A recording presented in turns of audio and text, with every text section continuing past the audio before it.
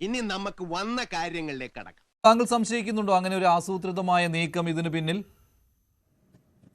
നേരെ തിരിച്ചാലോചിച്ച് നോക്കൂ മഞ്ജുഷ്, കേരള സമൂഹത്തിന്റെ ഏറ്റവും വലിയ വിജയമല്ലേ നിങ്ങൾക്ക് ഇതിൽ കാണാൻ കഴിഞ്ഞത്? സോഷ്യൽ മീഡിയയിലൊക്കെ എഴുതുന്ന 90-99% മുസ്ലിം പ്രൊഫൈലുകളിൽ നോക്കിയാൽ അവൻ ചെയ്തത് തെറ്റാണ്, അല്ലെങ്കിൽ അവനെ കടുത്ത രീതിയിൽ ശിക്ഷിക്കണം എന്നൊക്കെ പറഞ്ഞു. ഞാൻ എന്നിട്ട് ഒരു മുസ്ലിം സാറിനോട് പറഞ്ഞു, ശിക്ഷിക്കൊന്നും വേണ്ട,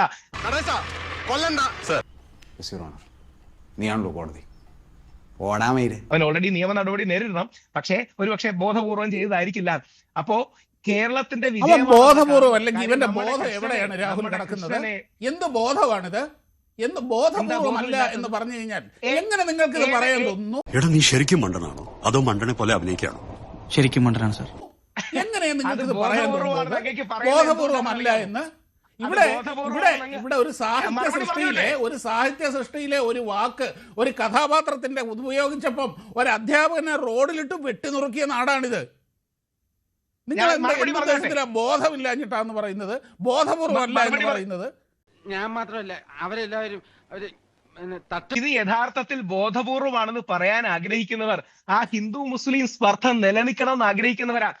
തന്റെ തലയ്ക്ക് ഒരു രസമുണ്ടോ? ഇന്നലെ കുറച്ച് തലവേദന ഉണ്ടായിരുന്നു. ശരി മഞ്ജുഷ്, ഒരു കാര്യം ഓർത്ത് നോക്കുക, എന്നെക്കാട്ടി സൗണ്ടുള്ള ആരും അവിടെ ഇല്ലല്ലോ. പ്രത്യേക സൗണ്ട് ബോക്സ് ആണ് ഉണ്ടാക്കി വെച്ചിരിക്കുന്നത്. ഒന്ന് പോണം മിസ്റ്റർ. അയാളെ കണ്ടി വലിയ സൗണ്ട് ബോക്സ് ഇവിടെ ആർക്കും ഇല്ല. ഇയാൾക്ക് പ്രത്യേകം ഉണ്ടാക്കിയ സൗണ്ട് ബോക്സ് ആണല്ലോ. അദ്ദേഹം രണ്ടെണ്ണം കൂടുതലുണ്ടോ അതോ നിന്റെയൊക്കെ മറ്റടുത്തുനിന്നാണോ മൂലമറ്റത്തെ കറണ്ട് കൊടുക്കുന്നത്? കൂടി ഉത്തരം പറയണം. 90-95% മുസ്ലിം സഹോദരങ്ങളും ഇതിൽ ഹിന്ദു സമൂഹം ഹേർട്ടായി അവരോടൊപ്പം നിൽക്കണമെന്നുള്ള സമീപനമല്ലേ എടുത്തത്? എനിക്ക് തോന്നുന്നില്ല കേട്ടോ, കാരണം സോഷ്യൽ മീഡിയ എടുത്ത് നോക്കാൻ അങ്ങനെ തോന്നുന്നില്ല. എനിക്ക് അങ്ങനെ തോന്നുന്നില്ല. അങ്ങനെ പറയരുത്. എനിക്ക് അങ്ങനെ അങ്ങനെ ശതമാന കണക്കിൽ പറയാൻ എനിക്ക് ബുദ്ധിമുട്ടുണ്ട്.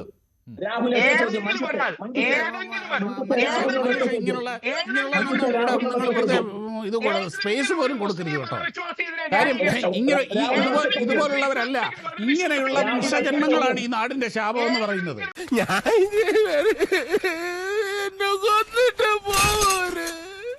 അത് ശ്രീ ആരിഫാണ്. എന്താണ് താങ്കൾക്കുള്ള എതിർപ്പ് ഇക്കാര്യത്തിൽ? എന്താണ് രാഹുൽ പറയുന്നുണ്ട്?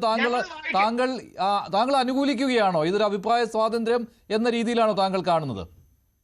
എനിക്കൊരു 72 സെക്കൻഡ് തരണം, ഞാൻ ഒന്ന് പൂർണ്ണമായിട്ട് എനിക്ക് പറയാം. ഓക്കെ, പണി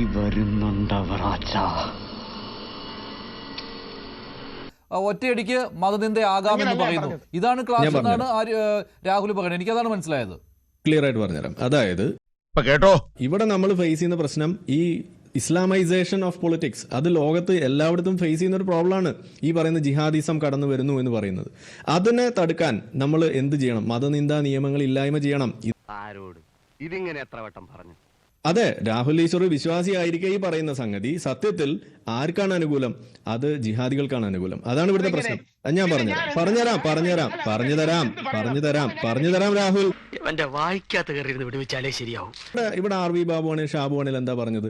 ഞങ്ങൾക്കിത് പ്രശ്നം ഉണ്ടായിരുന്നില്ല, പക്ഷെ ഇത് വൺ സൈഡഡ് ആയിട്ട് ഇതിങ്ങനെ ചെയ്യുമ്പോൾ ഇത് ഞങ്ങൾ പ്രതികരിക്കാൻ നിർബന്ധിതരാകുന്നു എന്നാണ് പറഞ്ഞത്. മനസ്സിലായി. അപ്പൊ അതുകൊണ്ട് ഈ മതനിന്ദാ നിയമം വേണമെന്നും അതുപോലെ തന്നെ എല്ലാ മതങ്ങളെയും രക്ഷിക്കണമെന്നും പറയുമ്പോൾ ഇത് സനാതന ധർമ്മത്തിന് പോലും ഇല്ലാത്തൊരു കാഴ്ചപ്പാടാണ്. ആ സാധനമാണ് വേണമെന്ന് ഈ രാഹുൽ ഈശ്വർ പറയുമ്പോൾ സത്യത്തിൽ ഇത് ആർക്ക് വേണ്ടിയിട്ടാ? അത് ജിഹാദികളുടെ ശബ്ദമാണ്. അത് എന്റെയും ചേട്ടന്റെ ശബ്ദം ഒരേപോലെയാണെന്നുള്ള തോന്നൽ അവിടെ ഉണ്ടാക്കുന്നു. രാഹുൽ ഈശ്വർ ഒരു ജിഹാദി കൂട്ടിക്കൊടുപ്പുകാരനാണെന്ന് എനിക്ക് പറയേണ്ടി വരുന്നത് അതുകൊണ്ടാണ്. നിങ്ങൾ ഇവിടെ ചെയ്യുന്നത് ജിഹാദി കൂട്ടിക്കൊടുപ്പാണ് ഇവിടെ നടത്തിക്കൊണ്ടിരിക്കുന്നത്. പണി നിർത്തുക. ഇതൊക്കെ നമ്മൾ കുറെ ആയി കാണുന്നു രാഹുലെ. ഈ പണിയൊക്കെ നമ്മൾ കുറെ ആയി കാണുന്നു. ആ പണി നിർത്തുക. നിനക്ക് ഗുരു ഉണ്ട് പോകൂടാ.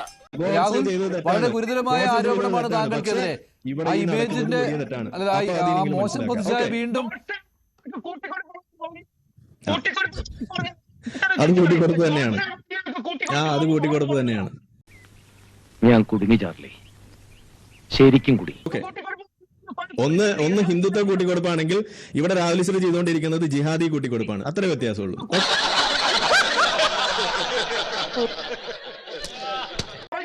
ഇന്ത്യൻ പതാക ആരിഫിന്റെ ആരെങ്കിലും കത്തിച്ച ആരിഫിന് ദേഷ്യം വരില്ലേ?